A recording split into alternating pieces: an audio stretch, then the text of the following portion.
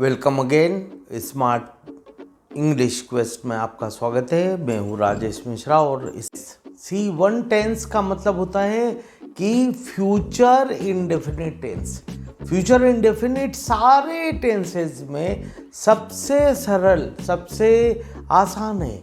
एक साइक्रिया, वैसे तो दो हैं मगर एक इसके अंदर हमें हमेशा ध्यान रखना है कि जब भी टेंसेस को पहचानना है तो हमें उसकी पहचानों पर ध्यान देना है। और साथ ही करके जो मैंने लिखाया हुआ है, बताया हुआ है, नोट्स में भी है, जाके देखेंगे उस नोट्स को भी से आप साथ ही, जैसे पहले टेंस A1 के अंदर मैंने बताया था, ताती थे ही नहीं बट साथ ही आओ जाओ बोलो करो बोलूं बताऊं पिताजी को बुलाऊं शिकायत करूं। सेकंड मैंने राहत है रही है यानी A2 बताया था आपको, तो उसके साथ ही बैठा है, खड़ा है, लेटा है, यानी ये तीन ही स्थान है जहाँ पर कंटिन्यूअस होते हुए भी रहा नहीं आता। और अगला मैंने आपको बताया था कि आया है, गया है, खाया है, पिया है, बोला है, तेरा है, ये सब के अंदर चूंकि तैर चुका है। जैसे आप कोई पिक्चर जाएं, पिक्चर देखें, क्या बोलेंगे? मैं वह पिक्चर देख चुका हूं। ऐसा तो कोई बोलता नहीं आजकल। हम बोलते हैं मैंने वह पिक्चर देखी है। तो की है, देखी है, आया है, गया है, खाया है, पिया है, इस सब के अंदर एक्चुअल प्रेजेंट परफेक्ट यानी A3 लगता है। और जब समय बता दिया जाए तो परफेक्ट कंटिन्यूस, वो 2 घंटे से पढ़ रहा है यानी अभी भी पढ़ रहा है, 2 घंटे से भी पढ़ा, 1 घंटे से तैर रहा है यानी 1 घंटे का तैरना तो पूरा हो गया और अभी भी तैर रहा है। तब आता है प्रेजेंट कंटिन्यूस। ध्यान रखें, कंटिन्यूस की पहचान है शब्द जरूर आएगा। पास्ट आ जाइए तो आया, गया, खाया, पिया, तो इसके अंदर आता है पास्ट कंटिन्यूस। मिला, बोला, कहा, सुना, सब, मारा, पीटा, सब। और इसके बाद आता है मारा था, पीटा था, मिला था, बोला था, कहा था लगा देंगे तो ये पास्ट परफेक्ट हो जाता है। ये ध्यान रखें।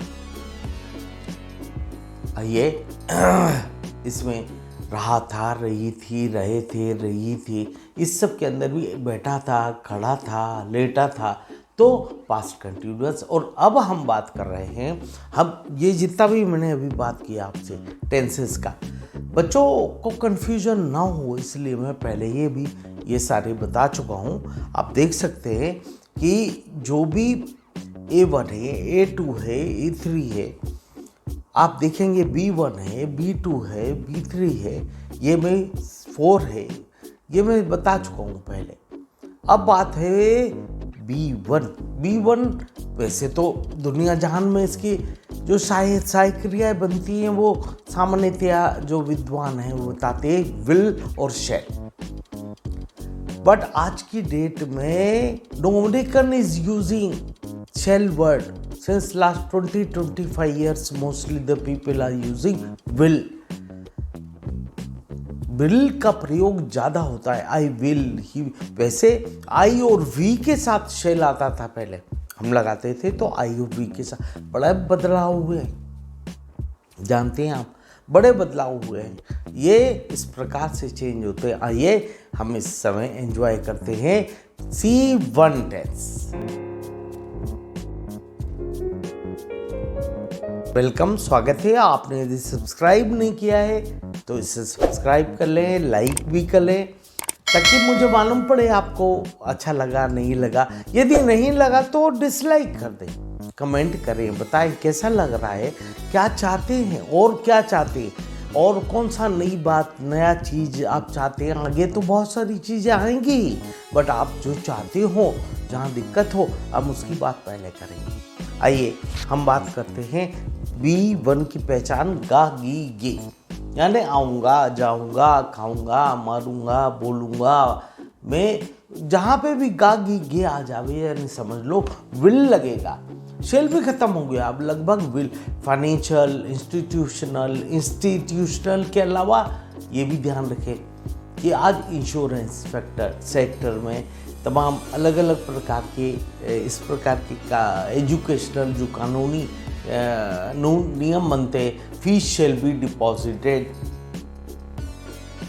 Before so and so date, अब डेट बता दिया, तो वहाँ इसका प्रयोग रह गया। लिखने में वो भी मात्र नियम में कानून में तब इसका प्रयोग होता है, वरना हर जगह आजकल विल, आई में, वी में, शेल, आई में, वी में आप बोलेंगे, इसके अलावा दे में, इसके अलावा आप बताएंगे ही में, शी में, सब जगह विल, यानी Ram will, Sita will, my father will, आप हर जगह विल लगा सकते हैं। बेधड़क लगाइए, आप कोई दिक्कत नहीं है। केवल एप्लीकेबल पोर्शन ऑफ ग्रामर पढ़ा रहा हूँ बेटे, एप्लीकेबल ये इंपॉर्टेंट है। ग्रामर तो बहुत पेचीदा है, आप जाएंगे तो बहुत मिलेगा आपको।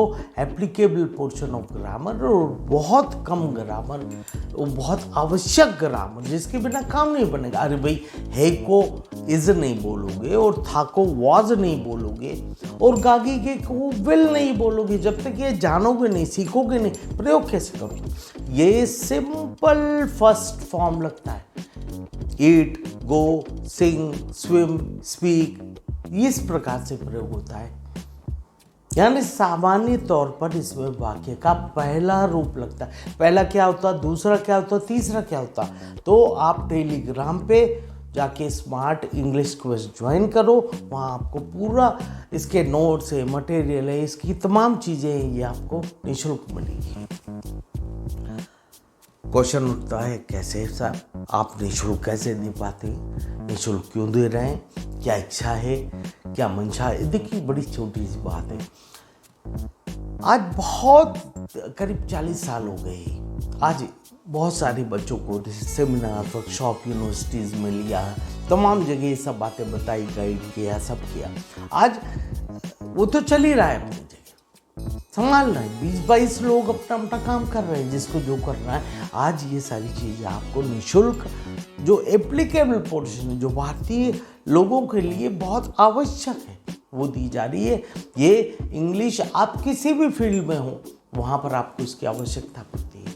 आप डॉक्टर है, इंजीनियर है, मेडिकल है, बिजनेस है, जॉब है, फैक्ट्री है, सर्विस है, हर जगह इसकी आवश्यकता है। इस कारण मेरा ये विचार हुआ कि भाई इसको क्यों न निःशुल्क दिया जाए, और इस कारण से आप लोग को ये चीज़ें मिल रही हैं, आप इसे एंजॉय करें।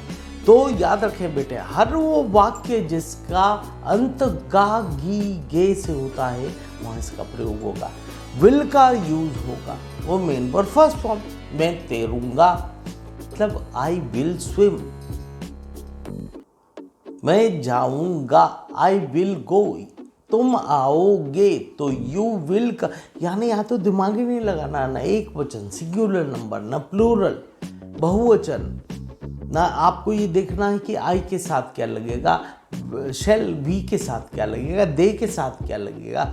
अच्छा, आई और वी में ही शेल क्यों लगाते थे, बाकी जगह विल क्यों हटा क्यों दिया गया, अब विल क्यों लगाते हैं, ये एक विस्तारित वर्णन है।